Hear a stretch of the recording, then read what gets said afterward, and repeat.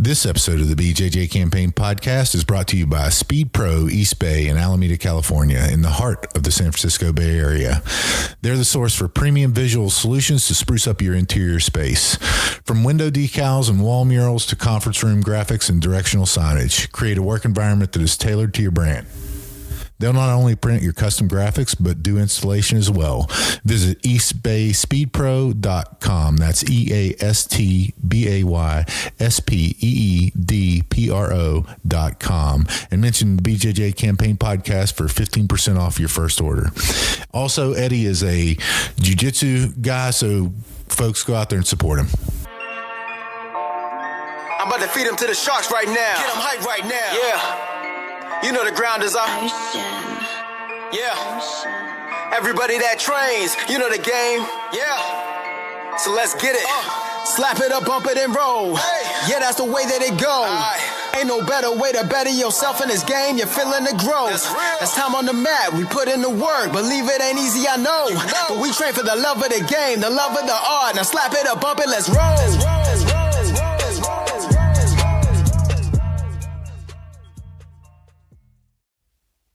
Welcome to episode 58 of the BJJ Campaign podcast. My name is Jeff Boone. I'm an A3 blue belt, 3 stripes. Phil Kors, A2, blue belt, 2 stripes. So, good news for everybody out there today. Today's episode might be short. Why?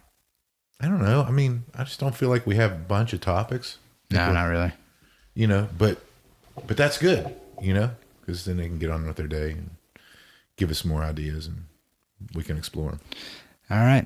Tell them how they can support us. Nice one, Philly. No, so one of the things that we were talking about, and was from some advice that you gave yesterday, and that was things happen in your jiu-jitsu campaign at exactly the time that they should happen. Now, you have to recognize that you're ready for a transition to do something else, to work on something else, to work on, to develop your game, right? And go ahead. You ever seen a movie twice? Yes. Same thing. It's always there. You just never see it. You know what I mean? Like they're always saying the same thing. Then you see that movie again. You're like, oh, how did I not see that coming? You know, that's so obvious now. You know? Same thing. No, you're exactly right.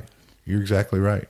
And an example that I'll give is that I've been feeling really good about my training as of late. I feel like I'm improving, and I think it's because of this, that I recognized where my deficit was my mobility whenever I'm in a dominant position, because I usually play bottom and attack from the bottom. And now that I've been playing top and trying to find pathways to the back, I've figured out, oh, hey, I need to improve my mobility. And when was that, Phil, that we started? Like 4 weeks ago? What? 5 weeks ago, started doing that. Your mobility? Yeah. You've been working on that for a long time. You're doing yoga and stuff. Well, yeah, but I mean, specifically during jiu-jitsu rolls, you know, specifically trying to... I didn't even know you were doing that. What are you doing? So anytime that I'm on top, you know, and in side control of pass guard, I'm getting up and doing knee on belly, knee on chest, going over, transitioning from one side knee on belly to the other side knee on belly, and then trying to get to the back and put weight forward so that I can get their back, and just keep moving around and not really try the submissions, but just keep moving around. That's what I'm doing. When you're saying mobility, I'm thinking like you're stretching. Oh, no. I mean mobility during the roll. Okay. Yeah. Yeah. That seems like the right word. I just totally... Maybe it's the wrong word. I went somewhere else in my head when you said you're like, lately you're working on mobility. Even earlier, I thought you were just stretching more or something. No, I mean, I'm still stretching. Saying, like, I've always worked on that, the flexibility and mobility. Yeah. I've always worked on that because I know that's probably a deficit of mine. You're flowing. Right. Oh, look at you. How was your flow roll today? I didn't do it. We drilled. Oh, that's ridiculous. I told him I was open. Mark said, "What drill? You want to drill?" I said, "All right, cool. I'm gonna work arm bars." That's hip mobility back and forth. That's funny. So yeah, and the thing was, until I started realizing that I needed to play more top, that I've been playing bottom for so long that I needed to play more top. I didn't realize that there was an issue, or that I could drastically make improvements to my jiu-jitsu game just by changing the way I was training with regards to mobility and different positioning. Yeah, expanding on what you do, because when I first started, you were always on top, and you were like learning the Kimura position, I guess, and playing with that from everywhere. And then I think it's just flipped, you were comfortable starting on top and then played where you were uncomfortable. And I started playing on bottom and then started trying to play where I was uncomfortable, inverted, basically, from what you did. But no, I mean, that's what we were just talking about before. And like now, the one side catches up with the other. So then you kind of flip it back and you train the next one to kind of raise that up, and I'm assuming that's a nonstop thing, kind of going back and forth. Until you're the best at jiu-jitsu Ever. that you can be, and ever. Yeah. Which never happens. It's cool with me. No, but yeah, exactly. I mean, and you have to go through those iterations and recognize when you're at that point of diminishing returns on the other side of things, right? Because I'm sure that after I work this top and I go back to bottom, I'm gonna be like, whenever that is, there's gonna be some sort of revelation there as well. Yeah, and that's kind of what I want to go back to the bottom of open guard now, because I was doing the passing for so long. I just wanted to focus on that because where I want to be is on top, and I don't understand either side, so I wanted to. It just felt better for me to start there, and now I think I'm hitting mental blocks because I don't understand the bottom enough, and that's what and I'm standing up, and the bottom is the last two places of like bottom of open guard at the next two places that I still feel totally uncomfortable.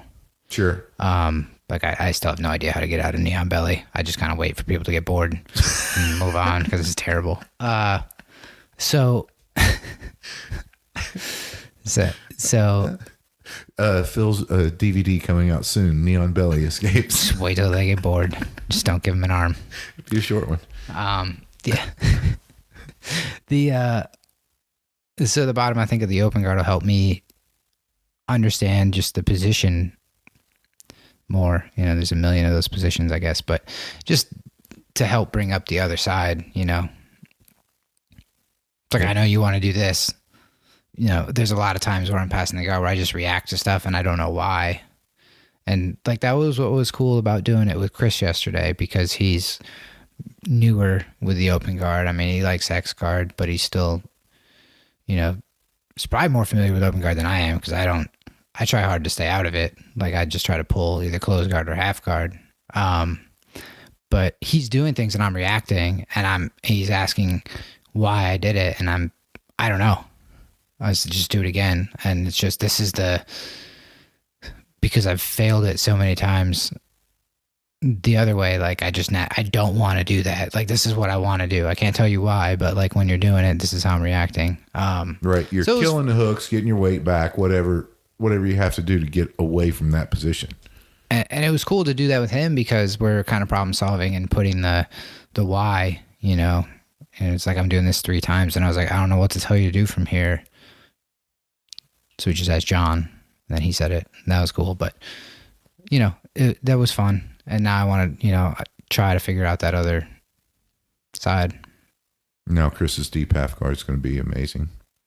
So good.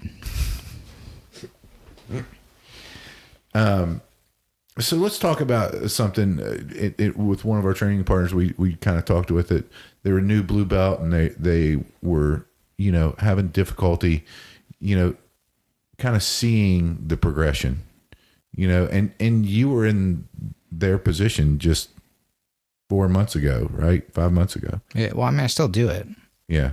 But yeah, that was something you said to me one time where you were just like, just let them pass. Just get into the next position and work out of that one. And that helped a lot. Because I'll get in the same ones, you know, and when you roll with the same people all the time, I think, especially, like there's probably a core of like 10 people that I roll with all the time. It's usually pretty similar every time. Like we're all going about the same pace. So it's not like it's going to drastically change from week to week. And there was like ruts, basically. I don't know any other way to say it, of positions where I just get into either a bad spot or can't finish something, and I'm just doing the same thing every time. And then you were like, oh yeah, just let them pass, you know, because I would stay stacked up, either trying to like hang on to a triangle or something, versus just letting them pass and working out of side mount, you know, because it's like, yeah, I need to work on my guard retention, but like not dealing with a stack isn't, it's not an effective retention, method of guard like, retention. I have nowhere to go from there. Right. I'm just delaying the inevitable and spending 5 minutes stacked up and then being like, cool, he didn't pass my guard. I got no better, you know, I didn't work on anything that I should have done. So, I mean, it frustrates me. I still do it. I did it the other day, attacking something for way too long when I would have been better off of just moving on and trying something else. And it frustrates me. But I think the more and more I can see that I'm doing it, the less it'll happen. I don't think it's going to be an overnight thing. I think that's impossible. It isn't. I mean, even for me, I'll do that same thing, you know, and I have to remind you because I remind myself whenever that gets on, and you know, just move on. If you find yourself, and this is for anybody, if you find yourself now, if you're working back and forth, obviously, if you're an open guard, might be an open guard for more than 30 seconds. No big deal. But if you're holding on to something and going through your roll and having 30 seconds at basically a stalemate, I don't even go that long really anymore most of the time. But just move on, and that move on. If you say, well, Jeff, I don't want to give up position. Why? They're your training partners. They're there to make you better. You know, a lot of people say have no ego, but you really have to put that into practice and say, all right, yeah, this big white belt who is a threat, I'm going to let them pass because I'm just going to move on and do something else, you know, just try to get better some other way. And kind of in a similar vein, I was looking over earlier our BJJ Campaign group page, and I saw I revisited one of the posts that Michael Canfield made, and he said where Michael's one of the guys that went to Origin Immersion Camp for the last couple of years, so we've known him for a couple of years now. Yeah. And thin, really good blue belt, and he was saying, you know, he in his training along a similar vein, he left out handsome. I'll just say he's thin. He is handsome. He is thin, handsome, wiry. Yes. Could say wiry, fast. Are we in the NFL draft terms? yeah, that's right.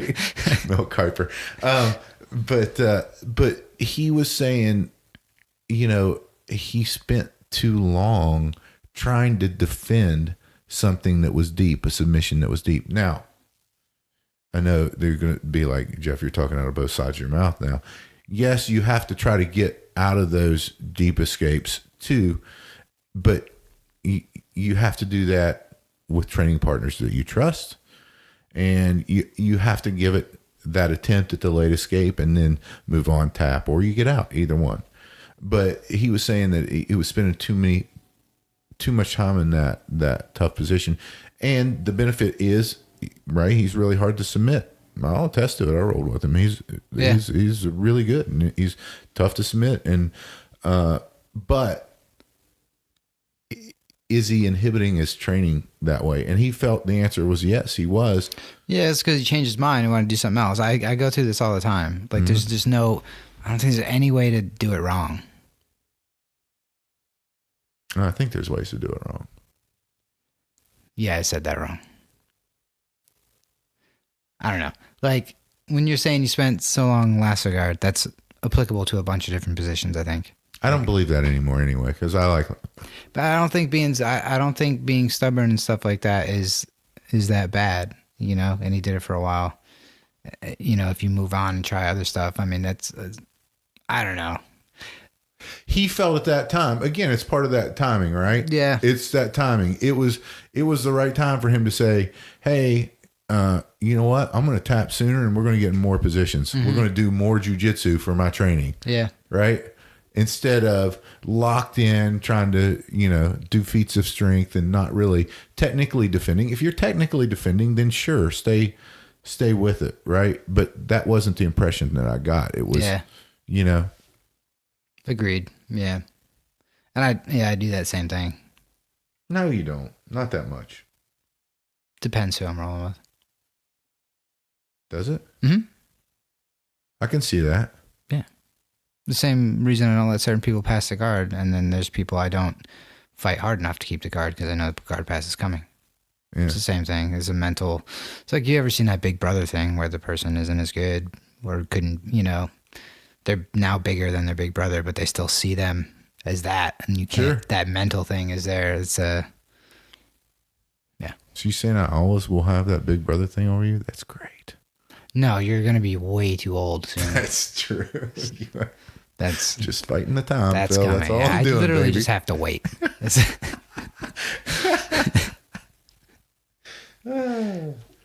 Yeah. No.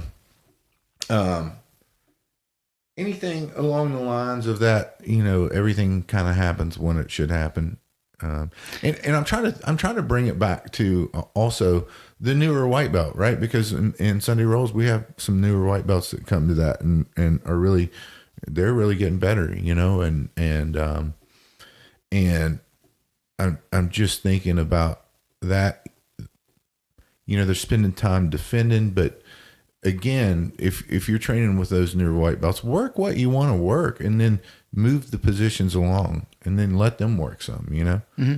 It's just a I think we say it all the time and we just find a new way to say it or whatever, like you're ready to hear it or whatever. Mm-hmm.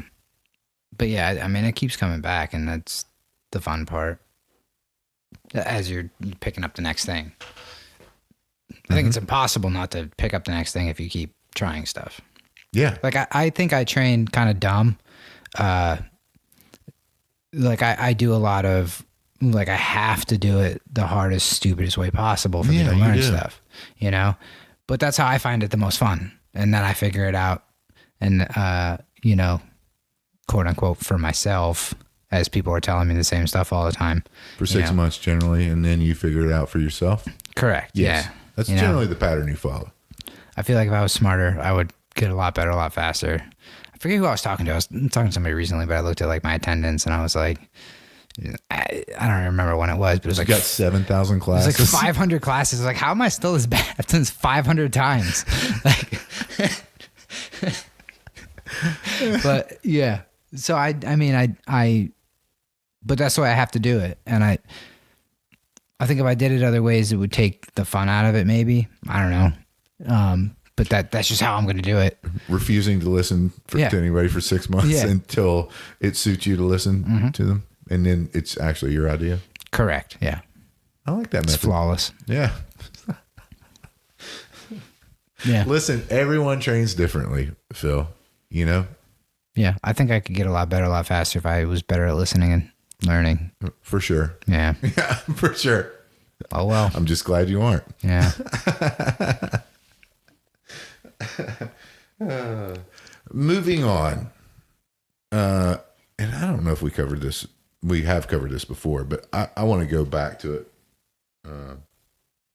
Because Hodger Gracie recently was quoted in an article saying, you know how I know we're getting better at jiu-jitsu? I listened to some of these old podcasts from like 6 months ago, and I'm like, that guy's a fucking idiot. You know, that's how I know we're getting better. Who? Us. I listen to things I say like 6 months ago. I'm like, who is listening to that guy? He doesn't know what he's talking about. So that's how you know. Yeah. No, you're right. You're exactly right. Doing the best I can. Yeah, see, 6 months, you take a jump, figure it out. So no, it was inspired by an article where Roger Gracie was quoted that he doesn't drill. He doesn't drill. You know, we've heard. That was clickbait. Drillers make no. It was really. You didn't read the article. Huh? I did read the whole article. Okay. Yes, I did. Yeah, drillers make killers and all that stuff. Now, listen, if you're drilling, you're bound to get better. I mean, you're forming pathways to where you know how to do things. Obviously, I'm not saying drilling's bad for you. Roger Gracie just said that the way to get better the fastest is do specific positional sparring. Yeah, but he said new people need to drill. No, he didn't. Yes, he did. In that article, did he say Yes, that? he says when you're learning it, you need to drill. I think he was meaning that, like, during the that's technique. how they take it out of context to make the clickbait. You do the technique, you have to learn it. You have to drill it to learn it. To get good at it, you have to apply it in the positional sparring. He doesn't need to learn this stuff anymore. He needs to drill it with the resistance. Correct. That's how he's... But whenever you're saying drill it, all that means is he's saying that whenever you're shown that technique in class, you're getting as many reps in as you can. Right? Mm-hmm. That's what he's saying, meaning by drilling it. So... I remember to count my reps for one class. Did you? Oh. Yeah, I think it was 25, 19, 16, 12, and I can't remember the last one. That's really good, Phil. Yeah, because anything over 10, I don't have to worry about. You get it 10 times, it's good. Or not good, but you've at least done what you I can. noticed the ground techniques were much slower. Sure. Yeah, I believe that. I believe that. The stand-up self-defense is really easy to just keep doing. And I did 5 and 5. I'm going to go ahead and not do 2 and 2 anymore.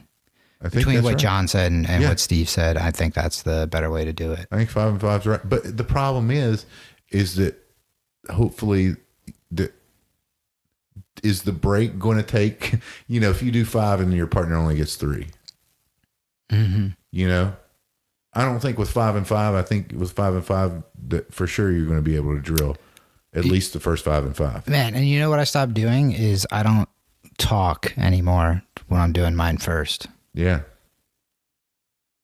Mm-hmm. For some reason, I would go back and say what they just said. I'm not doing that nearly as much. Seems like a weird move. Yeah. I would just repeat it as I was doing it. I don't know. Okay. All right. Unnecessary waste of time. So I weird. just do it a couple times and then switch. Mm-hmm. Okay. All right. Well, I mean, whatever works. But I think that I'm mainly speaking in fundamentals terms, dealing with a pretty much brand new person. Oh, that's reasonable. Is what I would do. I'm not doing that now. I'm just kind of doing it and then Letting them do it. waiting for questions. Yeah. Yeah. Yeah, that's probably a good idea. Because, again, it goes back to what we said. We don't know the questions before we drill the technique. Yeah. You know what I mean? But that's to address also the 5. I want to try to do 5 and switch, not 2. Typically, it's 2 and 2. 2 and 2, yeah. No, I agree. Because, like Steve was saying in that seminar, it takes the first 2 to just get the movement right. Mm-hmm. And then you need to do 3 more to solidify that right movement. Yeah, don't do it wrong. You know, 2 times and say, let me get 1 more and then do it right.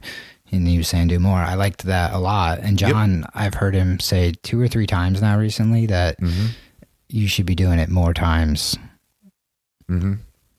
before switching so anyway, that's just something I'm trying now. It's an evolution with it, right? I mean, that's, The hardest part is for me to remember to try to count. Because otherwise I just do the class like I always do and I don't think about it. But the one day, I specifically said to Molly on the ride there, I'm like, remind me to count the reps because I'm going to forget. Mm-hmm. As soon as the class started, she's like, count the reps. I'm like, well, I'm glad you said that because I already forgot. It's been 4 minutes. So, but yeah, no, it's something I want to try to do because I just, I don't know. No, I think it's important. I've not done it before. Yeah, I think it's important. Really? So going back to his, I just railroaded you there, but the Roger Gracie's article. Yeah, no, he was just saying that once you have a basic fundamental idea of the technique, that the best way to get better at that technique is to incorporate that into positional sparring. Yeah. And it's something that we do a lot, right? I mean, we do a lot of positional sparring, and it's just an easy way for if it's a bad position, it's an easy way to teach the newer folks, hey, you've got to be good to your training partner in this bad position because you didn't earn the position, so you got to be good to your training partner. And while you're trying, you're not going to, if they're in an arm bar, you're not going to take that arm with you, so to speak. So allowing them to work the defense, the early defenses and the late defense, hitchhiker or whatever, which you don't believe in. No, I believe in it. I just don't like doing it. Oh, okay. All right. No, I think those are better, but I think it's better because of, like I said, I learned the hardest way possible. So the positional sparring gives me that immediate feedback to try again, because I'd rather do like a guard passing like I do a lot with Joey or you, or yesterday with Chris, of I'm just going to stand back up. Like I'm not working on anything else. I'm working on trying to get past the guard because it's really hard. If I get swept, I stand back up and start over. If I feel like I passed, I wait for them to settle, because that's also that weird balance that's really hard in guard passing, that the more I play with the positions and stuff is like, they have to accept that I passed. That was something I didn't used to understand. I don't have to stop moving at any point. I can keep trying to shrimp, keep trying to get the knee, and keep bridging hard and like bucking up and trying to get anything going. Like it's until, they accept that it's over, and that's something that I struggle with. Jeremiah was saying the same thing today, but I struggle with the same thing there. But so as soon as that's settled, getting back up and essentially doing it again, see if I can either replicate the same thing, or I'm going to try something else. Sure. And I think that's for me the fastest way, because if I'm going to get swept, I'm going to get swept 4 times and then say, what are you doing? How are you doing that same thing? Yeah. I'm super bummed that you're now onto whenever you get the overhook, sweeping you from half guard. Super bummed about that. Did you get it like one time on me? I don't think I did. I don't think I got it at all on you. Did I? Today? Yeah. No, I meant ever. Folks, that was an illustration of Phil's delusional. Block it out. Mind. I don't remember. I don't think I've ever lost. I may have done that half guard where they put the whizzer in to the side that you're trying to get the underhook on. I may have done that half guard sweep to him. I'm going to say conservatively 845 times. Yeah, never happened. I don't remember it. Just block it out. I've never lost.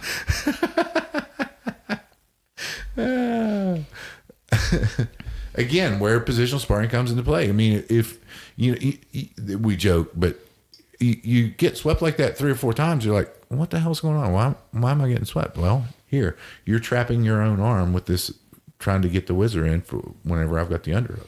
Yeah, well, and the other thing too is with that, it concentrates it in one area. Like if you're just like trying to roll with people and getting like 36,000 positions, and every time I make a mistake, somebody better is correcting it. It's like, I can't. I get it. I suck. Calm down. Let me just figure out one thing at a time. Right. The positional like tunes it down. So I don't see the need to get into a bunch of different positions when I'm not good at any of them yet. Yeah, for sure. Agreed. Right there with you. Right there with you. But so that's good. I think that kind of about taps that one out. Oh, did you see that? Taps that. That was good. Super good transition. Mobility in the podcast topics. My segues mobility is really getting better. But let's go on to the next topic, which is... You should call it transitions, not mobility.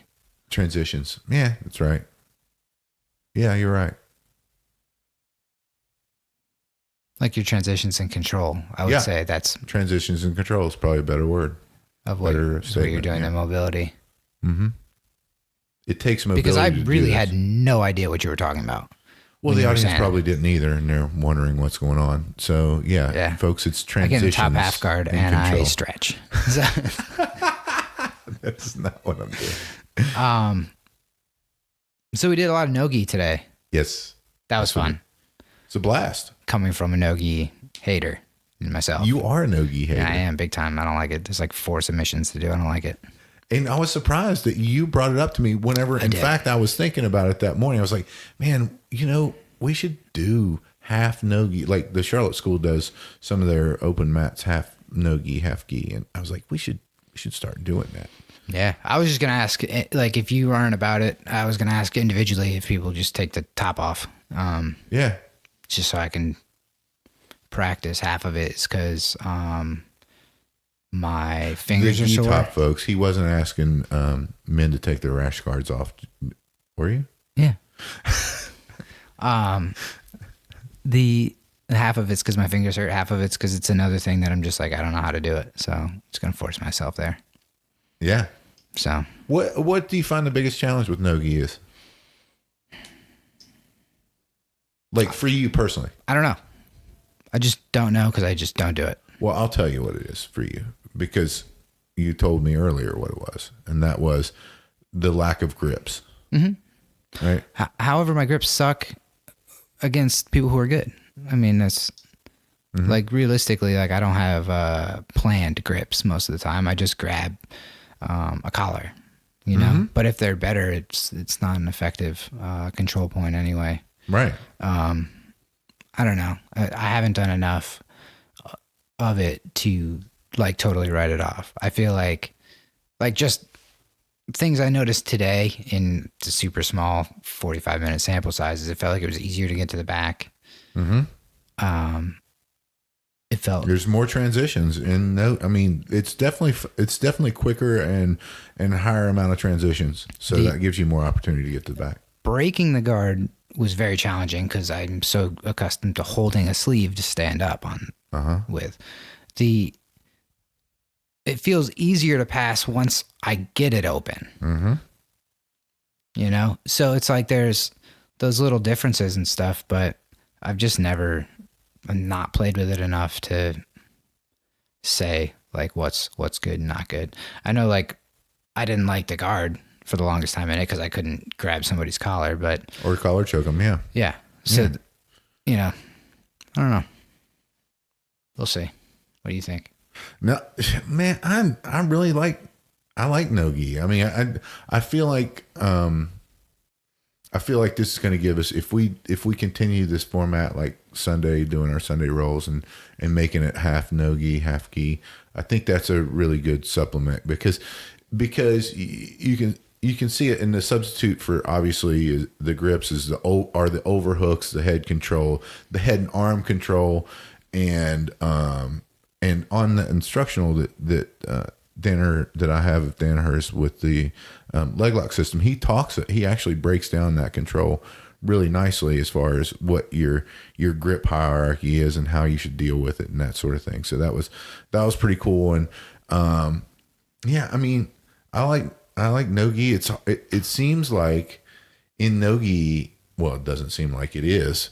In no-gi, it's easier to get takedowns because, you know, whenever we're in the gi, somebody's always grabbing at your lapel and you know, my kind of one trick pony. I do a single leg. That's all I do. You know, maybe a double leg occasionally, but you know, I'm not going to get a judo throw or anything like that. I practice them and I try to set them up, but I'm just when it comes to that, it's just not something that I focus on. Therefore, I'm not good at it. So I'd much rather be doing that. So that's why I do like no-gi in that it gives the wrestler a more chance of getting a pure shot in. You know, obviously you can still defend and all that stuff, but it gives you a better chance to get in on the legs. Yeah, I agreed. And I think just working wrestling, the small amount that I have has made me a lot more comfortable in the guard of grabbing people by the back of the head, because that's just a different grip that you never make. I never make with the gi on. No, why would you, right? So, you know, it's just like I wouldn't think to do it. But now it's not so weird, and grabbing the wrist isn't so bad. But I didn't like grabbing the wrist to try to stand up because I don't understand how to do it, because it seems so easy for them just to do the very simple elbow forward grip break, and I lost it. Sure. I mean, I ain't gonna hold anybody's arm, so I have to figure out how to do it. Mm-hmm. Yeah, no, and that's when Danaher was saying, he said you have to have, on the single side, you can't just have wrist control. You have to have wrist and elbow control. That's the key to it. If you have the over on the wrist, you have to have the backstop on the elbow, and that's how. Just stand up. It just in general in addressing grips. Okay. In having a controlling grip, that's more controlling. That the wrist itself is not a controlling grip. Mm. Maybe it's time to rewatch those. I think so. I'll do it the hard way. Let's keep grabbing wrist. Yeah, you should. Well, actually, Michael brought up that he has the triangle series, so we could just get together, have him down, or we go up there and do the triangle series and the enter the system leg lock series. Just train with him. That'd be fun. You love to travel. True. It's a good idea. I mean, it is like an hour away. Yeah. We'll do it. All right. Very good. I don't think I'm watching any leg lock DVDs, though. Whatever, dude. I thought you were all about the leg locks now. Why? You were defending them because you got leg locked in a tournament in 10 seconds? Yeah. Yeah. Twice. Right. Get it right. All right. I didn't want to make you self-conscious about it, but yeah, no, I did the old, I just asked John and he told me. Yeah. Okay. All right. Yeah. I mean, that's a great approach too. Mm-hmm. Yeah. What stopped people ankle locking me is I stopped pulling guard. Good idea. Pulling guard badly. Yes. Yeah. Sometimes pulling side control. That's what I prefer. Yeah. It's faster that way. It's very efficient. And they don't get the pass points, right? You only get the 2. Yeah. Right? They don't get the pass points if you do that. That's smart. It's not a strategy. Just exploiting the system now. It's not a strategy. Jeez. Any more on the no-gi stuff? I think that I don't know, I had a lot of fun. It used to be like kind of frustrating for me because I would know what I want to try to do and I couldn't do that. But I did enjoy it quite a bit today. I don't know. I think doing it a little bit every week is going to slowly add up to a lot. I don't care to do it every day. I don't think no, me either. But I don't. It's just like the takedowns, and it's just like the top. I don't like that. There's been a no-gi class the entire time, and I've never done it. You know, I've done maybe 20. So, I've ignored it, and I try to slowly address all the stuff that I ignore. I can only learn. Yeah. Do you think that it's going to make your gi game better too? The no-gi? I mean, that kind of goes back to before when I said like there's no wrong way to do it. There's going to be, because you're going to transition to more positions, right? You're going to get more familiar in those different positions if you do no-gi and you're getting those transitions. Granted, they're going to be different. You got different control points and everything like that, but the transitions are going to be very similar, just quicker in no-gi than they are in gi. Yeah, I'm sure there's going to be a lot of stuff that'll help. I don't know what it is, but I don't think, like, people ask what's better, and to me it's like whatever you like more. I didn't like no-gi because I never did it. No, I mean, gi's definitely better. So case closed. Well, moving on. So, but I'm gonna get some no-gi haters going on here. I like no-gi too, but I do prefer gi. Well, we'll see how it goes. I mean, if we do a half hour of it and then I start like dreading that portion of the class, then it's like, all right, well then I don't really like no-gi very much at all. But then I at least tried it, Sure. I haven't really given it any sort of chance. Yeah, no, agreed. But I think that's a good way to do it because that's what I keep telling people. And it's partially to try to get them to come to Sunday Rolls, but I've had a lot of people, as I talk about how much I like the back and attacking the back, be like, I have no idea what to do from the back, which makes sense because, like, you know, unless you're good, it's really hard to get there, you know? So, Nah, not good. Just experienced at it. I mean, generally have to be better than the other person to get their back. True.